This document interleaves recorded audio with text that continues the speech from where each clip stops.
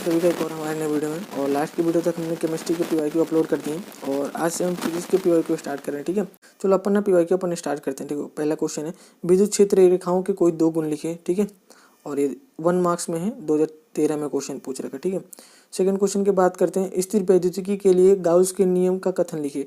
ठीक है, ये गाउस का नियम बहुत इंपॉर्टेंट क्वेश्चन है, बहुत रिपीट हुआ है। ठीक है, और देखो एक ना उसके साथ एक डेरिवेशन भी है, तो डेरिवेशन आप पढ़ लेना, डेरिवेशन हम नहीं पढ़ेंगे। और ये क्वेश्चन 2013, 19 और 22 तीनों साल कंटिन्यू पूछा है। ठीक है, चलो नेक्स्ट बढ़ते हैं।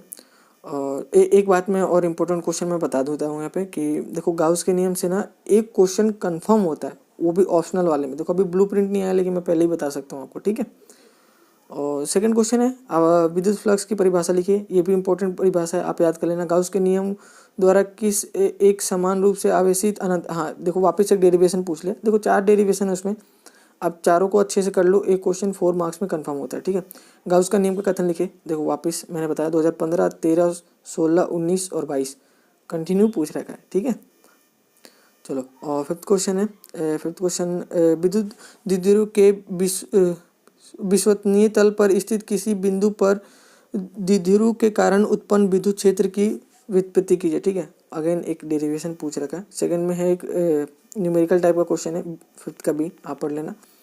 उसके बाद आते हैं विद्युत द्विध्रुव आघूर्ण की परिभाषा लिखिए। ठीक है, ये क्वेश्चन 2019 और 16 फिजिक्स में ना खूब क्वेश्चन रिपीट होते हैं। ठीक है, तो इसमें भी 2 साल पूछ रखा है। देखो वापस सेवन्थ क्वेश्चन की बात करेगा, उसका नियम लिखिए। तो छोटा सा क्वेश्चन लगा दिया, आगे एक डेरिवेशन पूछ लिया। ठीक है, डेरिवेशन आप पढ़ लेना। देखो मैं सारे क्वेश्चन नहीं पढ़ूंगा ना, जो इंपॉर्टेंट क्वेश्चन है वो बताते चलता हूँ। ठीक है, क्योंकि अभी देखो एग्जाम भी अपने नज़दीक आ गए हैं और मेरे को भी बहुत सारे काम है, मेरे पास भी टाइम कम है, तो चलो अपन भी चलते हैं जल्दी जल्दी, है ना।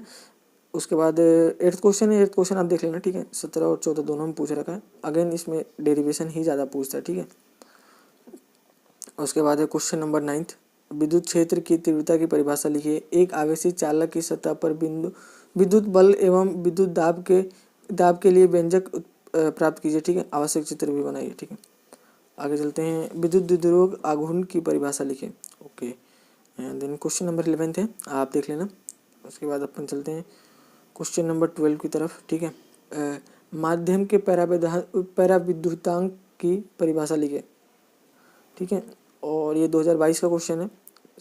13th क्वेश्चन है, MCQ क्वेश्चन है, 2022 में पूछ रखा है। ठीक है, 22 से ही ना MCQ क्वेश्चन स्टार्ट हो चुके हैं। 22 में भी पूछा है, 23 में भी पूछा है और 2024 में पूछेगा कंफर्म है, ब्लूप्रिंट में आएगा क्यों। ठीक है, एक अगेन 14 क्वेश्चन है, न्यूमेरिकल है, यू कैन रीड।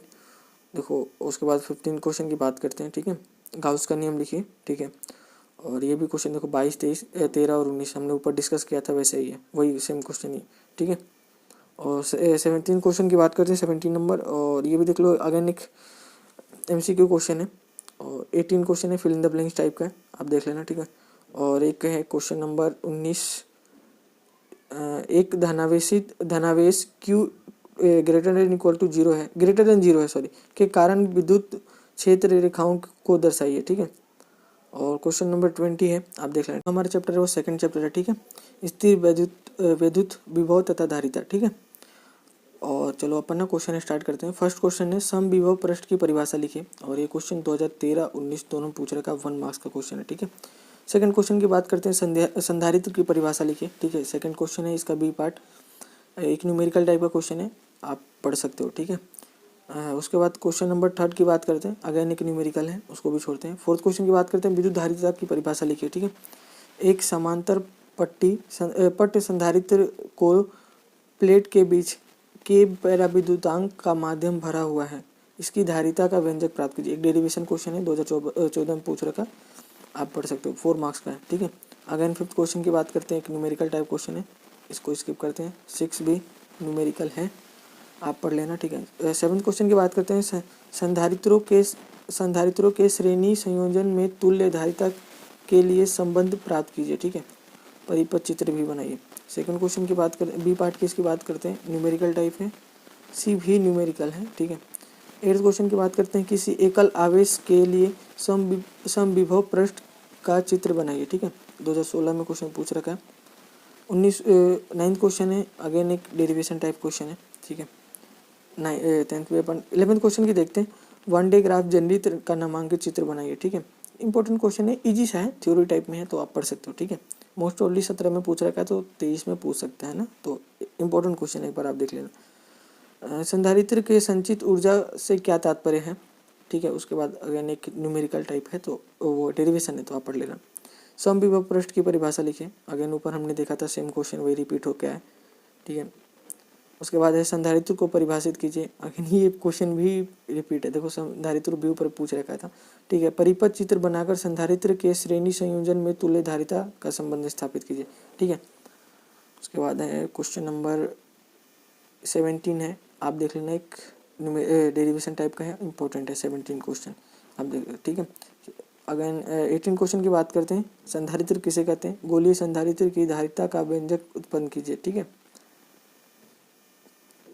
और 1900 की बात करते हैं, क्वेश्चन नंबर 19, और ये एमसीक्यू क्वेश्चन है। ठीक है, आप देख लेना।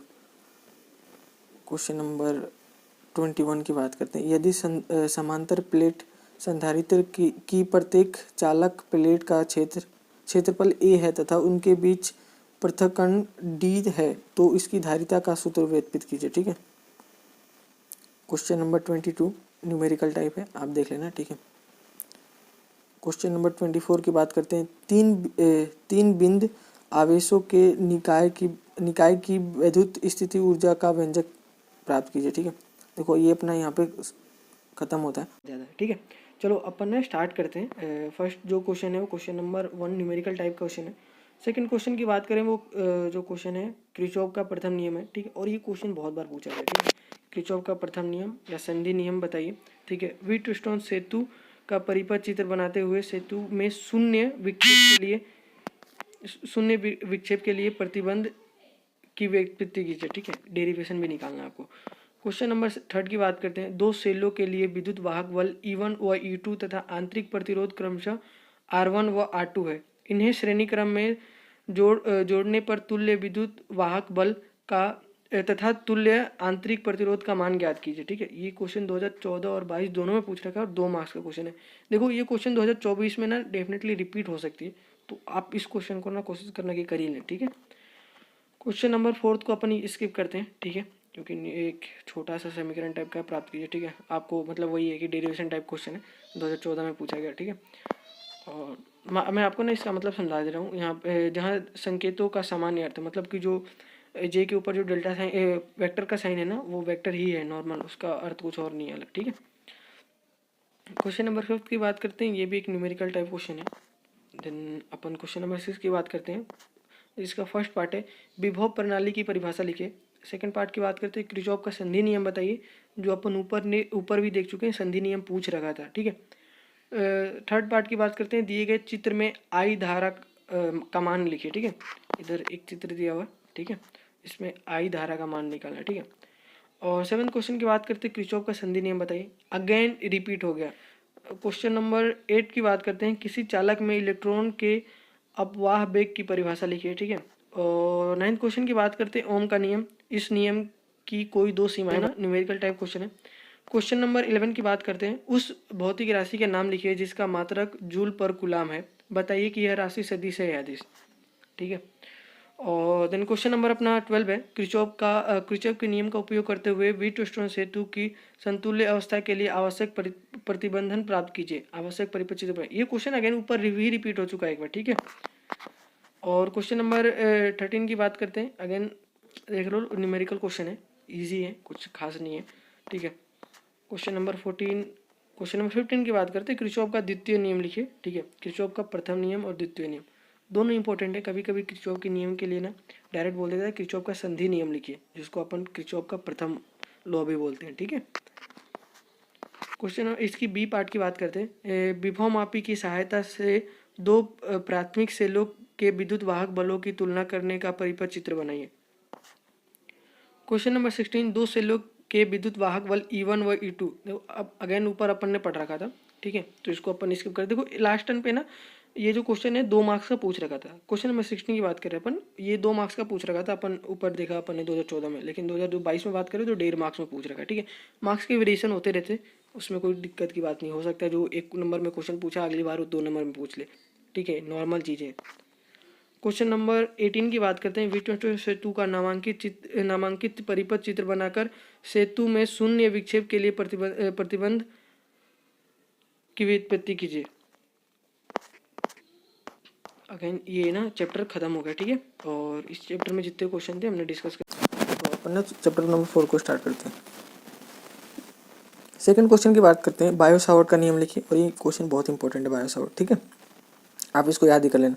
एक इलेक्ट्रॉन की गति का पथ लिखिए जबकि वह बिंदु विद्युत क्षेत्र में प्रवेश करता है। उसके एक फर्स्ट जो पार्ट है लंबवत और बी पार्ट है थीटा कोण पर, ठीक है, एक कोण दिया हुआ है एंगल उस पर, ठीक है। 2 मार्क्स का क्वेश्चन है, 2013 में पूछ रखा। और उसके बाद क्वेश्चन नंबर 43 की बात करते हैं। ये 2014 में पूछ रखा और ये क्वेश्चन ना डेरिवेशन टाइप है, तो आप देख लेना। अगेन फोर्थ क्वेश्चन भी अपन स्किप करने वाले हैं। फिफ्थ क्वेश्चन की बात करते हैं। एम्पियर का परिपथ नियम लिखिए। देखो इसमें कुछ 3-4 क्वेश्चन है ना पर्टिकुलर, मैं भी आगे बता दूंगा। वो क्वेश्चन हमेशा रिपीट होते हैं। एम्पियर का परिपथ नियम ले लो, बायो सावर्ट ले लो, ठीक है, ये क्वेश्चन हमेशा रिपीट होते रहते हैं, ठीक है। उसके बाद अगला पार्ट है, इसका पढ़ लेना। 6 क्वेश्चन है। देखो ये क्वेश्चन बहुत इंपॉर्टेंट है, ठीक है, 2024 में पूछ सकता है इस बार, ठीक है, तो आप एक बार पढ़ लेना इसको। 7th क्वेश्चन की बात करते हैं। 2 समांतर धारावाही चालक तारों के मध्य कार्यरत बल ज्ञात कीजिए। एम्पियर के सैद्धांतिक परिभाषा इसके आधार पर लिखिए, ठीक है। क्वेश्चन नंबर 8 की बात करते हैं। एक गतिशील आवेश कण द्वारा उत्पन्न क्षेत्रों के नाम लिखिए, ठीक है। क्वेश्चन नंबर 10 की बात करते हैं। एम्पियर का परिपथ नियम गणितीय रूप में लिखिए, ठीक है। और किसी लंबी धारावाही परिनालिका के अक्ष पर चुंबकीय क्षेत्र का व्यंजक प्राप्त कीजिए, ठीक है। क्वेश्चन नंबर 11 की बात करते हैं। धारामापी के लिए दक्षतांक की परिभाषा लिखिए। क्वेश्चन नंबर 12 एम्पियर के नियम का उपयोग करते हुए अनंत लंबाई के सीधे धारावाही चालक के कारण चुंबकीय क्षेत्र का व्यंजक प्राप्त कीजिए। क्वेश्चन नंबर 13 है, न्यूमेरिकल टाइप है, आप देख लेना। 14 की बात करते हैं। चुंबकीय क्षेत्र में धारावाही चालक पर बल का सूत्र लिखिए, ठीक है। क्वेश्चन नंबर 15 की बात करते हैं। एम्पियर का परिपथ नियम लिखिए, गणितीय के रूप में लिखना, ठीक है। अगेन ऊपर पूछ रखा था। किसी लंबी धारावाही परिनालिका के अक्ष पर चुंबकीय क्षेत्र, अगेन आपने पढ़ रखा है यार, ठीक है। बायो सावर्ट का नियम लिखिए 2019 में, ठीक है। चुंबकीय क्षेत्र की दिशा ज्ञात करने के लिए कोई 2 नियम लिखिए, ठीक है, नियमों का नाम लिखिए। क्वेश्चन नंबर 18 है, आप देख लेना। क्वेश्चन नंबर 19 की बात करते हैं। एमसीक्यू क्वेश्चन है, ठीक है, 2022 से स्टार्ट हो चुके हैं एमसीक्यू क्वेश्चन, तो वो है, आप देख लेना। क्वेश्चन नंबर 20 की बात करते हैं। एक गैल्वेनोमीटर को वोल्टमीटर में किस प्रकार रूपांतरित किया जा सकता है, ठीक है। अगेन एक इंपॉर्टेंट क्वेश्चन है, लेकिन यार पता नहीं ये बहुत कम क्वेश्चन पूछता है, ठीक है। 21 की बात करते हैं। 2 समान दिशाओं में प्रवाहित होने वाली विद्युत धाराओं के चालकों का माध्यम स्पेस बल है, ठीक है। आपको fill in the blanks type का क्वेश्चन है। क्वेश्चन नंबर 22 है, आप देख लेना, ठीक है। और ये चैप्टर अपना यहीं पे कंप्लीट होता है। और अब देखो, और लास्ट वीडियो में हमने चैप्टर नंबर 4 तक के पीवाईक्यू देख लेते हैं। आज जो है वो हमारा चैप्टर नंबर 5 है, चुंबकत्व एवं द्रव्य, ठीक है, मैग्नेटिज्म एंड मैटर। चलो अपन ना स्टार्ट करते हैं। क्वेश्चन नंबर 1 है, नमन कोण की परिभाषा लिखिए। नमन कोण का मान ज्ञात कीजिए जिसके लिए किसी बिंदु पर पृथ्वी के चुंबकीय क्षेत्र के क्षैतिज घटक एवं ऊर्ध्वाधर घटक बराबर होते हैं, ठीक है। ये 2 मार्क्स का क्वेश्चन है, 2013 में पूछ रखा है। क्वेश्चन नंबर 2 की बात करते हैं। यदि चुंबकीय एकल ध्रुवों का अस्तित्व होता तो चुंबकत्व संबंधी गाउस का नियम का क्या रूप होता, ठीक है, क्या रूप ग्रहण करता। 3rd क्वेश्चन की बात करते हैं। चुंबकीय पदार्थ किसे कहते हैं, एक उदाहरण सहित बताइए। क्वेश्चन नंबर 4 की बात करते हैं। दिक्पात कोण की परिभाषा लिखिए। किसी स्थान के चुंबकीय याम्योत्तर में पृथ्वी के चुंबकीय क्षेत्र का क्षैतिज अवयव 0.25 गाउस है एवं नमन कोण 60 डिग्री है। इस स्थान पर पृथ्वी के चुंबकीय क्षेत्र का मान ज्ञात कीजिए। ये क्वेश्चन 2 मार्क्स का था और 2015 में पूछ रखा था। और बात करते हैं क्वेश्चन नंबर 5 की। स्थायी चुंबक बनाने के लिए पदार्थ की 2 विशेषताएं बताइए। ऐसे पदार्थ के 2 उदाहरण भी दीजिए। 6 क्वेश्चन की बात करते हैं। चुंबकत्व में क्यूरी ताप की परिभाषा लिखिए। 7th क्वेश्चन की बात करते हैं। एक लौह चुंबकीय पदार्थ के लिए शैथिल्य वक्र BH वक्र बनाइए, ठीक है। क्वेश्चन नंबर 8 की बात करते हैं। चुंबकीय पदार्थ किसे कहते हैं। क्वेश्चन नंबर 9, 2 दो दंड चुंबकों के चुंबकीय आघूर्ण m1 वेक्टर तथा m2 वेक्टर हैं। यदि इनके मध्य कोण थीटा हो तो परिणामी चुंबकीय आघूर्ण का मान बताइए। ठीक है, इसका बी पार्ट है, विद्युत चुंबक बनाने के नर्म लोहे का उपयोग क्यों करते हैं। विद्युत चुंबक बनाने के लिए जो नर्म लोहा होता है उसका उपयोग क्यों करते हैं, इसका जवाब देना है। ठीक है, क्वेश्चन नंबर 10 की बात करते हैं। स्थायी चुंबक को बनाने के लिए पदार्थ की दो विशेषताएं लिखिए। ये क्वेश्चन रिपीट हो चुका है ना, आप कहते हो क्वेश्चन रिपीट होते नहीं होते, देखो मैं सामने दिखा रहा हूँ। स्थायी चुंबक बनाने के लिए 5th क्वेश्चन देखो, दो विशेषताएं बताइए। सेम क्वेश्चन नंबर 10 देखो, स्थायी चुंबक बनाने के लिए पदार्थ की दो विशेषताएं बताइए। क्वेश्चन नंबर 11 की बात करते हैं। निम्न में से दो अनुचुंबकीय पदार्थ छांटिए। ठीक है, इनमें सोडियम है, बिस्मथ है, तांबा है, एल्यूमिनियम है और सीसा है। ठीक है, ये क्वेश्चन 2023 में पूछ रखा है। अभी जो हमारा जो चैप्टर है वो चैप्टर नंबर 6 है, वैद्युत चुंबकीय प्रेरण। ठीक है, क्वेश्चन नंबर 1 की बात करते हैं। क्वेश्चन नंबर जो फर्स्ट अपना कह रहा है, फैराडे का विद्युत चुंबकीय प्रेरण का नियम लिखिए। और ये बहुत इंपॉर्टेंट क्वेश्चन है, आप देख सकते हो 2022, 23, 16, 13 कंटिन्यू पूछा है बहुत, है ना। क्वेश्चन नंबर 2 पढ़ लेना, इसको मैं नहीं पढ़ रहा हूँ। ठीक है, उसके बाद बात करते हैं क्वेश्चन नंबर 3 की। तो विद्युत चुंबकीय प्रेरण के लेंस का कथन लिखिए, है ना, लेंस के नियम का कथन लिखिए। उसके बाद नीचे जो है एक न्यूमेरिकल टाइप क्वेश्चन है, आप देख लेना। उसके बाद बात करते हैं 4th नंबर, वापस रिपीटेड क्वेश्चन है। एक इस टाइप के ना क्वेश्चन आप देख लेना चैप्टर नंबर 5, ये इंपॉर्टेंट रहने वाला है 2024 के लिए, है ना। इस टाइप के क्वेश्चन काफ़ी आते हैं। अब विद्युत चुंबकीय प्रेरण के तो नियम याद ही कर लेना आप, वो बहुत इंपॉर्टेंट है, इस बार भी रिपीट होने के चांसेस हैं। चलो, ये क्वेश्चन भी आप देख लेना, बहुत इंपॉर्टेंट है। किसी परिपथ में 0.5 एम्पियर में धारा 5 एम्पियर से 0 तक गिरती है। यदि औसत प्रेरण विद्युत वाहक बल 100 वोल्ट है तो परिपथ की स्वप्रेरकत्व की गणना कीजिए। ठीक है, अब देखो एक क्वेश्चन ये है, बहुत इंपॉर्टेंट है, 2024 में काफ़ी रिपीट होने के बहुत ज़्यादा चांसेस हैं। ठीक है, ये देख लेना आप, ये व्यंजक टाइप का क्वेश्चन है ना, डेरिवेशन आप ये देख लेना।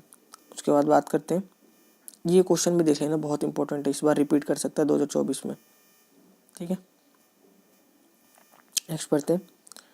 लेंस का नियम लिखिए। लेंस के नियम ऊर्जा संरक्षण का पालन करता है, समझाइए। ठीक है, 2019 और 23 दोनों पूछ रखा है, 1 मार्क्स का क्वेश्चन है। चुंबकीय फ्लक्स को परिभाषित कीजिए। ठीक है, आगे बढ़ते हैं। नेक्स्ट क्वेश्चन आप देख लेना, इसके नेक्स्ट वाले भी देख लेना। ये 2022 से स्टार्ट हो गए थे, MCQ और फिल इन द ब्लैंक्स जो वालों 21 में एग्जाम नहीं हुए थे, लेकिन यार 21 के ना पेपर अपलोड हुए हैं, क्योंकि पेपर बने थे तो RBC की साइट पे पेपर तो अपलोड हुए है ना। नेक्स्ट ईयर अपन 21 का भी क्वेश्चन डाल देंगे इसमें। फैराडे विद्युत चुंबक के वापस रिपीटेड क्वेश्चन आ गया, ये भी रिपीटेड है, मैंने बता दिया था, ये इंपॉर्टेंट क्वेश्चन रहने वाला है इस बार के लिए, है ना। क्वेश्चन नंबर 16 ऊपर भी था ये। चलो बात करते हैं विद्युत चुंबकीय प्रेरण के नियम के लिए कथन लिखिए, है ना, फैराडे के नियम पर और लेंज का नियम। उसके बाद बात करते हैं शक्ति गुणांक का मान निम्नांकित परिपथों के लिए ज्ञात कीजिए, है ना। शुद्ध धारितीय परिपथ और श्रेणी LCR। ठीक है, अनुनादी परिपथ। और देखो ये क्वेश्चन बात करते हैं, और बात करते हैं क्वेश्चन नंबर 1 की, है ना, जो अपना फर्स्ट चैप्टर है, 7 चैप्टर है, प्रत्यावर्ती धारा। फर्स्ट क्वेश्चन है, प्रत्यावर्ती धारा जनित्र का नामांकित चित्र बनाइए। ठीक है, प्रेरित विद्युत वाहक बल के ताक्षणिक मान, है ना, जो इंस्टेंटेनियस वेलोसिटी होती है, इंस्टेंटेनियस कहते हैं, ताक्षणिक मान का व्यंजक उत्पन्न कीजिए। 2013 में ये क्वेश्चन पूछ रखा है। उसके बाद बात करते हैं प्रत्यावर्ती धारा के पूर्ण चक्र के लिए धारा औसत मान बताइए। और अगेन ये 2015 में पूछ रखा है, 1 नंबर का क्वेश्चन। ठीक है, बात करते हैं इसको, इस टाइप का एक क्वेश्चन है जिस फॉर्मूले टाइप के, है ना, तो वो आपको एक मिल जाएगा यहाँ पे देखने को। नेक्स्ट बढ़ते हैं, आप उसको पढ़ लेना। एक ये क्वेश्चन भी इंपॉर्टेंट रहने वाला है इस बार के लिए, आप देख लेना एक बार। न्यूमेरिकल क्वेश्चन अपन नहीं पढ़ेंगे, थोड़े बहुत बस आप स्क्रीनशॉट ले लेना, या फिर PDF आपको पता है, PDF आपको कहाँ से अवेलेबल करनी है, 50 रुपये इसकी प्राइस है, कंप्लीट चैप्टर की, है ना, फिजिक्स में। चलो नेक्स्ट बढ़ते हैं, प्रत्यावर्ती धारा जनित्र का नामांकित चित्र बनाइए। देखो ये वापस क्वेश्चन पूछ रखा था इतनी दूर के, तो वापस रिपीट हुआ है। इसमें कुंडली के घूर्णन से प्रेरित विद्युत वाहक बल ज्ञात कीजिए। एक अगेन एक इम्पॉर्टेंट क्वेश्चन क्वेश्चन नंबर 6 का 2017 में पूछ रखा है। ट्रांसफार्मर में होने वाली कोई दो मुख्य ऊर्जा हानियों का उल्लेख कीजिए। इन्हें कैसे कम किया जा सकता है। लंबी दूरियों तक विद्युत शक्ति का संचारण उच्च वोल्टा पर क्यों नहीं किया जाता। ठीक है, अगेन ये कॉलेज में बहुत अच्छे से पढ़ाया जाता है, इंजीनियरिंग वगैरह आप आते हो तो हमें तो पढ़ाया गया था। प्रत्यावर्ती धारा को, क्वेश्चन नंबर 7 की बात करते हैं। प्रत्यावर्ती धारा को शिखर मान से शून्य तक पहुंचने में लगा समय ज्ञात कीजिए। प्रत्यावर्ती धारा की आवृत्ति 50 हर्ट्ज है। ठीक है, 2018 में पूछ रखा है, 1 मार्क्स का क्वेश्चन, काफ़ी ईजी है और इस टाइप के क्वेश्चन आते रहते हैं, है ना। एक क्वेश्चन नंबर आप ये देख लेना, क्वेश्चन नंबर 8। क्वेश्चन नंबर 9 की बात करते हैं। अगेन ये भी क्वेश्चन रिपीटेड है। प्रत्यावर्ती धारा के वर्ग मूल्य RMS मान जो कहते हैं, मान एवं शिखर मान में संबंध लिखिए। नहीं, ये क्वेश्चन रिपीट नहीं है, प्रत्यावर्ती धारा वाला रिपीटेड था। अगेन एक देख लेना इंपॉर्टेंट क्वेश्चन 19 में 2000। देखो जो रिपीटेड क्वेश्चन होते हैं ना, जो रिपीट होता है वो मान लो कि 5-7 साल में ही रिपीट होता है, वो ज़्यादा पॉसिबिलिटी है। मान लो 2014 का एग्जाम है, 24 में एग्जाम होने वाले हैं ना आपके, तो आप देखोगे ना तो मेनली पेपर पता है कहाँ से रिपीट करेगा, 2014, 15, 16, 17 में और 18, इन्हीं 4 सालों के पेपर में से ना काफ़ी ज़्यादा रिपीटेड होंगे आपको एज कम्पेयर टू 2022, 23 और 19 के पेपर से, है ना। 18 के बाद वाले जितने पेपर हैं ना, 18, 17, उसके उस वाले क्वेश्चन से ज़्यादा रिपीटेड क्वेश्चन मिलेंगे आपको।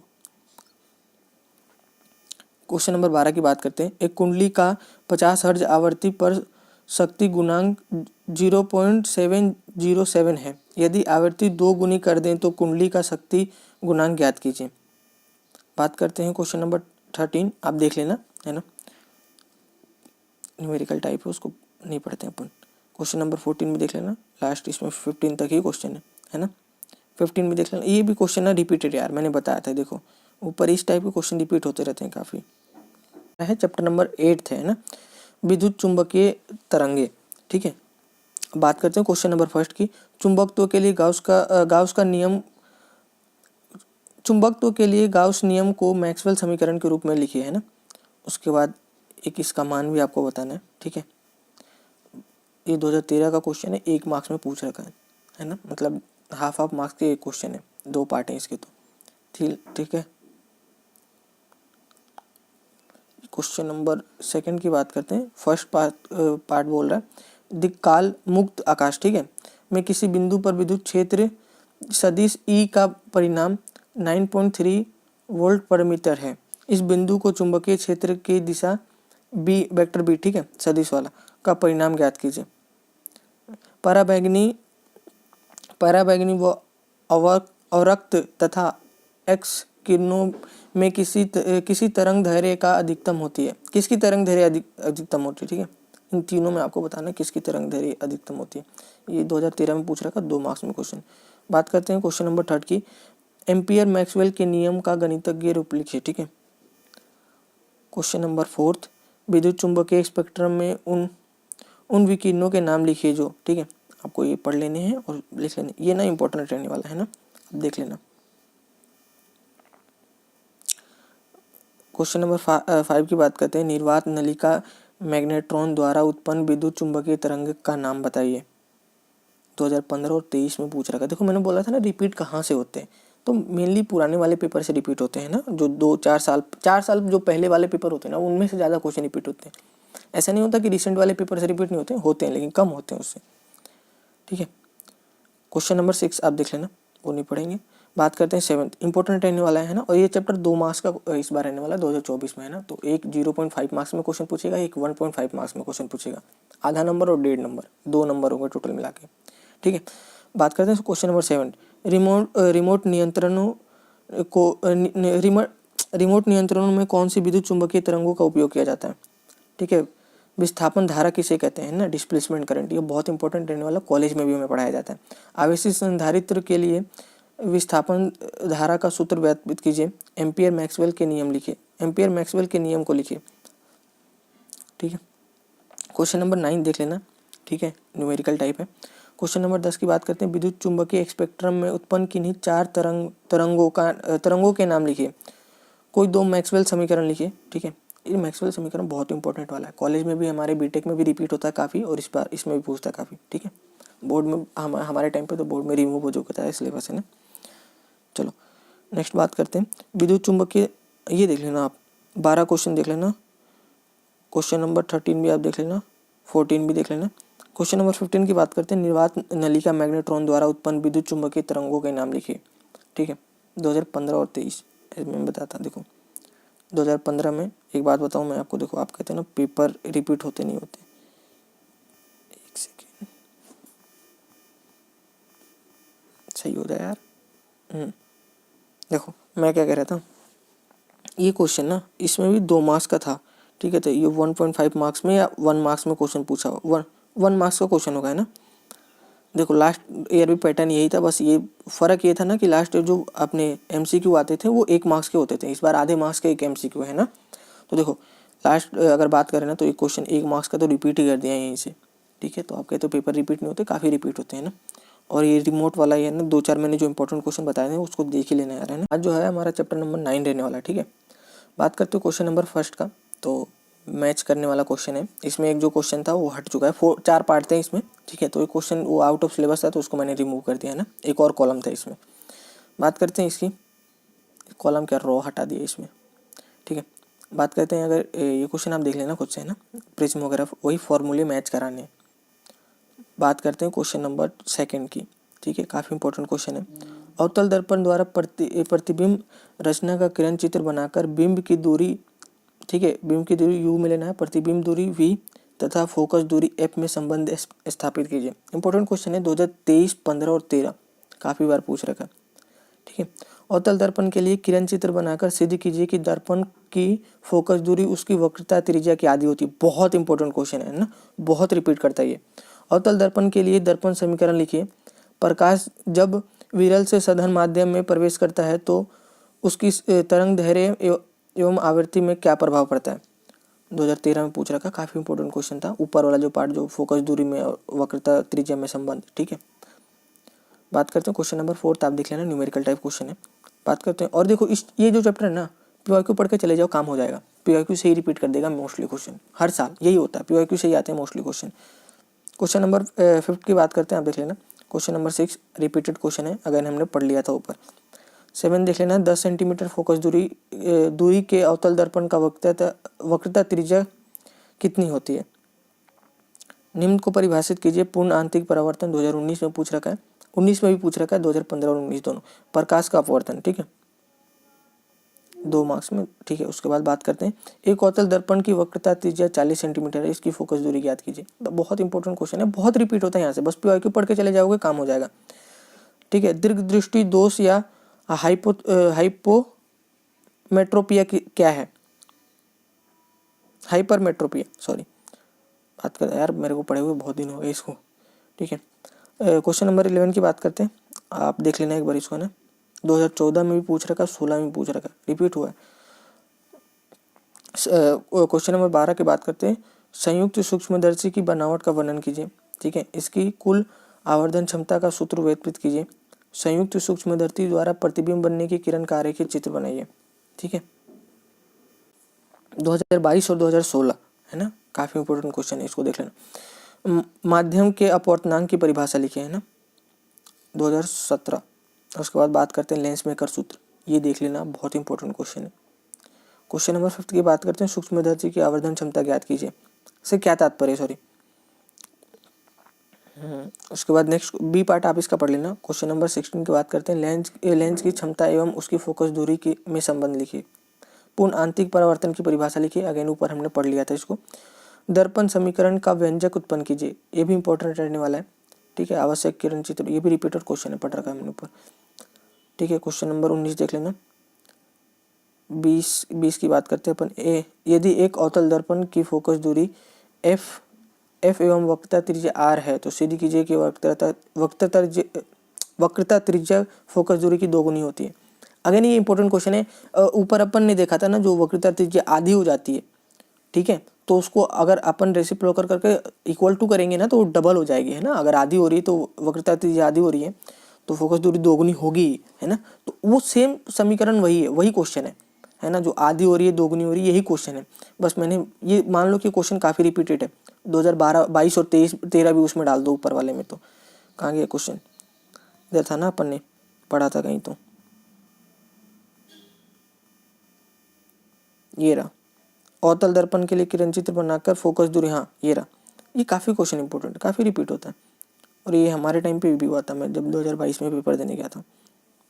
ठीक है, बात करते हैं क्वेश्चन नंबर 21 की। आप देख लेना, 22 सूक्ष्मदर्शी से क्या तात्पर्य। अगर ये रिपीटेड क्वेश्चन है, ऊपर अपन ने देख लिया था। ठीक है, देखो 2016 में कल ही कहा था ना बात कि आप जब भी पीवाईक्यू देखो ना, तो पीवाईक्यू देखो, ऐसा नहीं होता ये इसलिए मत मान के पढ़ो ना, मैंने पीवाईक्यू इसलिए नहीं बनाया था कि पीवाईक्यू से क्वेश्चन रिपीट होते।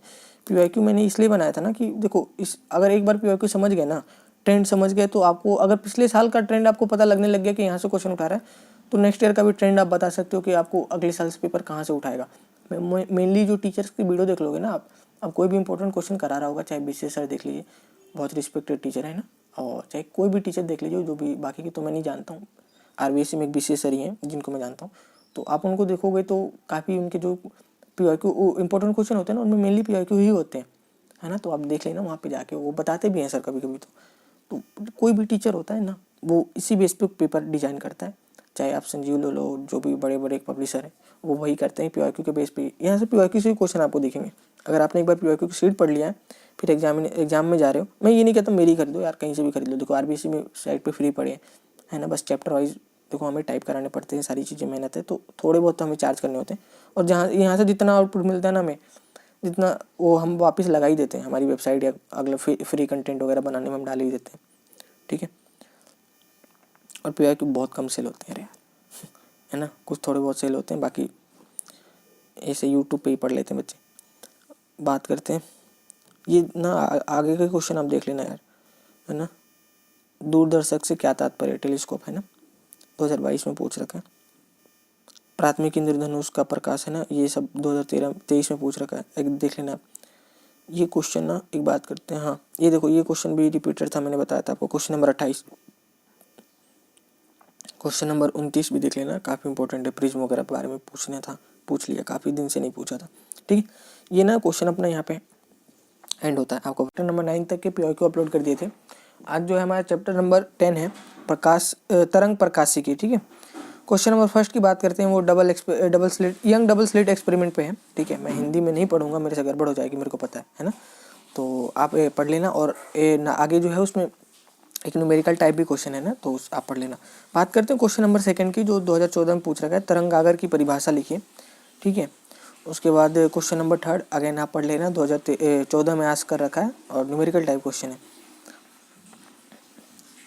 क्वेश्चन नंबर 4 भी आप पढ़ लेना। 5th की बात करते हैं, प्रकाश का विविकरण की परिभाषा लिखिए, विवर्तन की परिभाषा। अब देखो ये क्वेश्चन ना, मैं बता रहा हूँ ये क्वेश्चन कैसे पूछ रखा था, जो अपना 2000 उस टाइम पे जब सिलेबस था ना 2020 से पहले, तो उस टाइम पे 21 से पहले उस टाइम पे आरबीएससी की बुक आती थी, उसमें जो ये तरंग प्रकाशिकी और जो अपना चैप्टर नंबर 9 है रे ऑप्टिक्स वाला, वो दोनों एक ही चैप्टर हुआ करता था। तो उसी में ना बी पार्ट मान के इसको दिया गया था, प्रकाश का विवर्तन की परिभाषा लिखिए, या उसमें दिया हुआ था कि निम्न को परिभाषित कीजिए। उसमें एक प्रकाश विवर्तन भी था, एक अपवर्तन भी था, है ना। तो ये इसको मैंने अलग करके लिखा है ना, ये अब इस चैप्टर का पार्ट है, तो इसमें डाल के लिखा। क्वेश्चन नंबर 6 की बात करते हैं, प्रकाश किरणों का अपवर्तन की परिभाषा लिखें।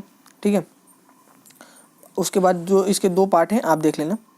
ठीक है, क्वेश्चन नंबर 7 की बात करते हैं, वित्तीकरण के लिए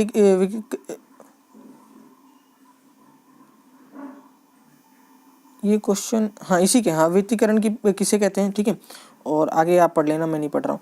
तरंगागर की परिभाषा लिखिए, या तरंगागर किसे कहते हैं, अगर ऊपर आपने देखा वो पूछ रखा था। हाइजन की तरंग सिद्धांत के आधार पर प्रकाश का अपवर्तन के नियम को व्याख्या कीजिए। ठीक है, पोलराइड क्या है, ठीक है, इसके कोई 2 उपयोग बताइए, और आगे भी पढ़ लेना, और भी पार्ट दे रखे हैं इसके।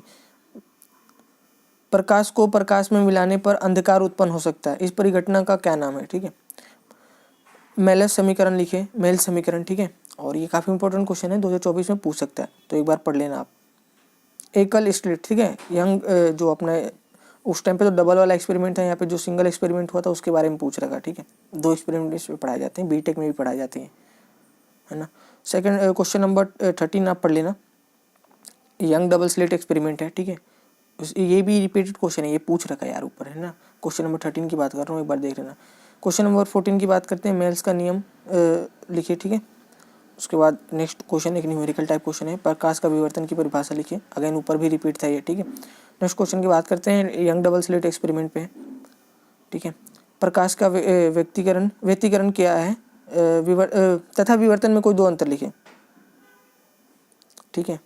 विवर्तन में भी पूछ रखा था ऊपर, है ना, विवर्तन भी इम्पोर्टेंट पार्ट है इस चैप्टर का। ये देखो वापिस आ गए, तरंगागर किसे कहते हैं ना, सेम क्वेश्चन रिपीट कर रखा है 3 बार। तरंगागर की परिभाषा, तरंगागर के बारे में 3 बार पूछ रखा है, एक बार तो एक्सपेरिमेंट, 2 बार तरंगागर किसे कहते हैं। इसे ये 2017 वाला सेम क्वेश्चन उठा के 2020 में लपेट दिया है ना। देखो अब ये क्वेश्चन की बात करते हैं जो 19वां है, आप देख लेना, मैंने बोला था डबल स्लिट एक्सपेरिमेंट वाला क्वेश्चन बहुत बार पूछा जाता है, 2013, 18, 19 और 23 में पूछ रखा है, ठीक है। क्वेश्चन नंबर 20 आप देख लेना, ठीक है, जो 2023 में पूछ रखा था 1 मार्क्स में। अब तो MCQ जो है वो 0.5 मार्क्स, मतलब आधे मार्क्स के MCQ आ रहे हैं, लेकिन हाँ पहले की बात कर तो 1 मार्क्स का MCQ आता था, है ना। आज जो हमारा चैप्टर नंबर 12 है, ठीक है, परमाणु, और इसमें जो फर्स्ट क्वेश्चन है जो 13 में पूछ रखा, ठीक है। हाइड्रोजन परमाणु के लिए बोर के कोई 2 हानियों को लिखिए, ठीक है। बात करते हैं क्वेश्चन नंबर 2 की, ये अगेन एक इम्पोर्टेंट क्वेश्चन है, आप देख लेना इसको, है ना, 2014 में पूछ रखा है। अगेन बोर के हानियों को लिखिए, ठीक है। ये अगेन रिपीटेड क्वेश्चन है, इसमें एक व्यंजक भी पूछ रखा है, तो आप पढ़ लेना। क्वेश्चन नंबर 4 की बात करते हैं, हाइड्रोजन परमाणु को निम्नतम अवस्था से दूसरी उत्तेजित अवस्था तक उत्तेजित करने के लिए आवश्यक ऊर्जा कितनी होती है। क्वेश्चन नंबर 5 की बात करते हैं, बोर के क्वांटीकरण के लिए द्वितीय अभिगृहित कथन लिखिए। हाइड्रोजन स्पेक्ट्रम में लाइन श्रेणी की प्रथम रेखा संगत तरंग दैर्ध्य को ज्ञात कीजिए, ठीक है। रीडबर्ग कांस्टेंट भी इसमें दे रखा है, तो न्यूमेरिकल टाइप क्वेश्चन है। बात करते हैं क्वेश्चन नंबर 7 की, परमाणु में रदरफोर्ड की मोलर की 2 कमियां लिखिए। रदरफोर्ड के मॉडल का पूछ रखा, ठीक है। यार ये ना थोड़ा सा गड़बड़ हो रखा है यहाँ पे, इसको आप सही करना, यहाँ पे मॉडल होगा, है ना। अगेन एक इम्पोर्टेंट रिपीटेड क्वेश्चन, हाइड्रोजन परमाणु के स्पेक्ट्रम के लिए रीडबर्ग का सूत्र लिखिए। क्वेश्चन नंबर 8 की बात करते हैं, बोर मॉडल के 2 सीमाएं लिखिए। ये भी रिपीटेड क्वेश्चन है काफ़ी, है ना। क्वेश्चन नंबर 9 देख लेना आप, 10 भी देख लेना, है ना। क्वेश्चन नंबर 11 की बात करते हैं, हाइड्रोजन परमाणु, ठीक है, के लिए नील्स बोर के कोई 2 अभिग्रहित लिखिए। क्वेश्चन नंबर 12 आप देख लेना। क्वेश्चन नंबर 13 की बात करते हैं, परमाणु रदरफोर्ड मॉडल की 2 कमियां लिखिए। अगेन ये बहुत बार पूछ रखा है, 2024 में भी पूछ सकता है। उसका बी पार्ट भी रिपीटेड क्वेश्चन है, ठीक है। तो ये चैप्टर अपना यहीं पे कंप्लीट हुआ, है ना। छोटा सा काफ़ी चीज़ें इसमें से ना वो रिमूव हो चुकी है सिलेबस में से, तो काफ़ी क्वेश्चन रिमूव हुए। इसकी बात करें या नेक्स्ट चैप्टर की बात करें, न्यूक्लियाई 13 है, नाभिक, ठीक है, न्यूक्लियाई, इसमें से काफ़ी चीज़ें ना, इसमें बहुत सारे क्वेश्चन पूछे जाते थे, लेकिन इस बार सिलेबस से बहुत सारी चीज़ें रिमूव हुई हैं। इसमें से मेरे को लगता है कुछ कहीं से सबसे ज़्यादा रिमूव हुआ है ना, तो इस चैप्टर से रिमूव हुआ है सारी चीज़ें, सारे टॉपिक हटा दिए ऑलमोस्ट, ठीक है। तो काफ़ी छोटा चैप्टर हो चुका है। बात करते हैं 2 नंबर क्वेश्चन की। फर्स्ट आप देख लेना, न्यूमेरिकल टाइप क्वेश्चन है ना, तो आप देख लेना। क्वेश्चन नंबर 2 की बात करते हैं, किसी नाभिक की त्रिज्या r एवं द्रव्यमान संख्या a में संबंध लिखिए। 2015 का क्वेश्चन है, ठीक है। क्वेश्चन नंबर 3 की बात करते हैं, अगेन आप पढ़ लेना, है ना। और उसके बाद 17 में पूछते हैं, रेडियो एक्टिव पदार्थ की सक्रियता को परिभाषित कीजिए, इसका SI मात्रक भी लिखिए, है ना, 2017 में पूछ रखा। और उसके बाद देखो इसमें से ना इसी टाइप के क्वेश्चन पूछे जाते हैं, और पहले न्यूमेरिकल वगैरह थे तो काफ़ी पूछे जाते थे, है ना, हाफ लाइफ टाइम वगैरह पे, तो वो अब सारी रिमूव हो चुके हैं, तो इसमें कुछ खास रह नहीं गया। तो बस थ्योरी वाली चीज़ें थोड़ी बहुत न्यूमेरिकल वगैरह होंगे तो होंगे, तो सब चीज़ें ऑलमोस्ट हटा ही दिया इसमें से जो इम्पोर्टेंट थी चीज़ें। एक समान दर से चलने वाली श्रृंखला अभिक्रिया के लिए न्यूट्रॉन गुणांक, ठीक है, गुणक गुणांक का मान कितना होगा, ठीक है। नाभिक बल की 3 अभिलक्षण लिखिए, है ना, नाभिकीय बल के कोई 3 अभिलक्षण। द्रव्यमान क्षति एवं नाभिकीय बंधन ऊर्जा से क्या तात्पर्य है। क्वेश्चन नंबर 8 की बात करते हैं, 2022 में पूछ रखा है, मंदक और शीतल को परिभाषित करना, व्याख्या लिखना शीतलक को, इसका रिएक्टर ब्लॉक भी बनाइए, है ना, आपको डायग्राम भी बनाना है। निम्न को परिभाषित कीजिए, अगेन दे रखा है सारी चीज़ें, आप पढ़ लेना एक बार, ठीक है। नाभिकीय विखंडन, नाभिकीय संलयन और द्रव्यमान क्षति के बारे में देखो, ये सारी चीज़ें देखो, इसमें से काफ़ी चीज़ें रिपीट हुई हैं, ऐसा नहीं कि कुछ रिपीट नहीं हुआ, काफ़ी चीज़ें रिपीट हुई हैं, बस मैंने मेंशन नहीं कर रखा, तो आप देख सकते हो। चैप्टर नंबर 14 की बात करते हैं, अर्धचालक इलेक्ट्रॉनों की। ठीक है, इसमें क्वेश्चन नंबर जो फर्स्ट पूछ रखा 2013 में पीएन संधि के ऊपर है। ठीक है, डायोड अग्र बायस पूछ रखा है ना, इंपॉर्टेंट क्वेश्चन है और इस टाइप के क्वेश्चन काफ़ी पूछे जाते हैं। लास्ट तक बात करते हैं तो इसमें जो इंपॉर्टेंट टॉपिक था वो लॉजिक गेट था, लेकिन इस बार लॉजिक गेट रिमूव कर रखा है। ठीक है, तो वो इंपॉर्टेंट क्वेश्चन टॉपिक बनता था एक बार, तो इस बार वही है कि पीएन संधि वगैरह से पूछेगा और जो अपना क्या बैंड सिद्धांत वगैरह से पूछेगा, वहीं से पूछेगा सारी चीज़ें। ठीक है, डिष्टीकरण से क्या तात्पर्य है, पूर्ण तरंग डिष्टकारी से क्या तात्पर्य है। ठीक है, विधि, अच्छा कार्य विधि समझाइए, आवश्यक परिपथ चित्र भी बनाइए। क्वेश्चन नंबर 3 की बात करते हैं, कोई दो कार्बनिक यौगिक अर्धचालकों के नाम बताइए। पीएन संधि निर्माण के लिए दो महत्वपूर्ण अभिक्रियाओं के नाम बताइए। इसमें हास्य क्षेत्र, ठीक है, अवक्षय क्षेत्र एवं रोधक विभव को परिभाषित कीजिए। रोधिका विभव। ठीक है, बात करते हैं क्वेश्चन नंबर 5 दे रखा है, इसमें 4 तत्व दे रखे हैं, उसमें से पूछ रखा है कौन सा शुद्ध धाता। ठीक है, ये बैंड सिद्धांत, बैंड थ्योरी जो आती है उसके ऊपर है ना। दृष्टिकरण को परिभाषित कीजिए, अगर काफ़ी पूछ रखा है दृष्टिकरण वगैरह भी। पूर्ण तरंग दृष्टिकारी का परिपथ चित्र बनाइए। ठीक है, पूर्ण तरंग और अर्ध तरंग, ठीक है, ये काफ़ी इंपॉर्टेंट रहने वाला है। फुल वेव रेक्टिफायर और हाफ वेव रेक्टिफायर काफ़ी क्वेश्चन पूछे जाते हैं इसमें। दिए गए ऊर्जा बैंड चित्र से संबंधित अर्धचालक पता है। ठीक है, उसके बारे में पूछ रखा है, सारी चीज़ें आप देख लेना। ग्राही अशुद्धि के 2 उदाहरण बताइए। ठीक है, दृष्टिकरण से किसे कहते हैं, देखो अगर पूछ रखा अर्ध तरंग दृष्टिकारी की परिपथ चित्र बना के इसकी कार्यविधि को समझाइए, है ना। बात करते हैं क्वेश्चन नंबर 9 की, अपद्रव्य अर्धचालक किसे कहते हैं। ठीक है, आगे आप पढ़ लेना, पीएन संधि वगैरह पे भी पूछ रखा है सारी क्वेश्चन। ठीक है, अगेन पीएन संधि इंपॉर्टेंट पार्ट रहेगा इस चैप्टर का। अगेन इसमें देखो क्वेश्चन नंबर 11 की बात करते हैं, अगेन अशुद्धि पूछ रखा है, देखो ऊपर भी दे रखा था, बैंड थ्योरी के उस पे है, आधार पे है ना, उस टॉपिक का क्वेश्चन है। नैज अर्धचालक तथा अपद्रव्य अर्धचालक किसे कहते हैं, प्रत्येक का एक उदाहरण लेकर समझाइए।